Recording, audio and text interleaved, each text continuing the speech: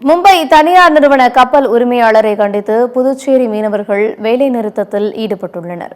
மும்பை தனியார் நிறுவனத்திற்கு சொந்தமான கப்பல் மணல் அள்ளும் பணியின் போது முகத்துவாரத்தில் தரை தட்டியதால் கப்பலின் உதிரி பாகங்கள் உடைந்து கடலில் விழுந்ததாக கூறப்படுகிறது. ஆனால் கடலில் விழுந்த உதிரி பாகங்களை கப்பல் நிறுவனத்தின் ஊழியர்கள் அகற்றாமல் சென்றுவிட்டனர்.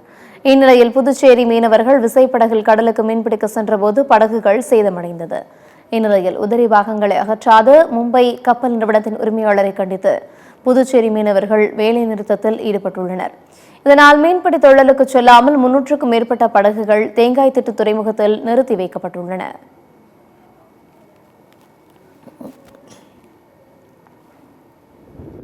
போன மாதம் 27ஆம் தேதி நம்ம உப்பளம் துறைமுகத்திலிருந்து ஒரு மணல் எடுக்கும் பாஜி வெளியே போயிருக்காங்க.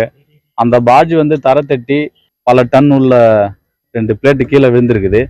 அந்த விழுந்த உடனே அவங்க யாரும் எந்த ஒரு தகவலும் தெரிவிக்கல. விசைப்பட உரிமையாளர் சங்கத்தில் தெரிவிக்க நாங்கள் எப்போதும் போத தொழிலுக்கு போயின்னு இருக்கும்போது இடிபட்டு சேதம் அடைஞ்சிட்டுது. அதை சரி செஞ்சு மீண்டும் அந்த போட்லாம் யாரும் தொழிலுக்கு போகல. இப்போ அதை எடுக்கிறதுக்கான முயற்சி நாங்களும் பண்ணிட்டு இருக்கோம்.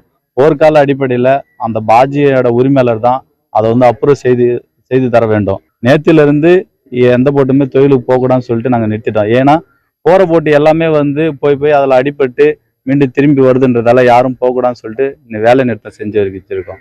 இதுக்கு முழு பொறுப்புமே அந்த பாஜினுடைய உரிமையாளர் தான். 11 போட்டுக்கும் அந்த நஷ்ட அந்த உரிமையாளர் மட்டும்தான் வழங்க வேண்டும்.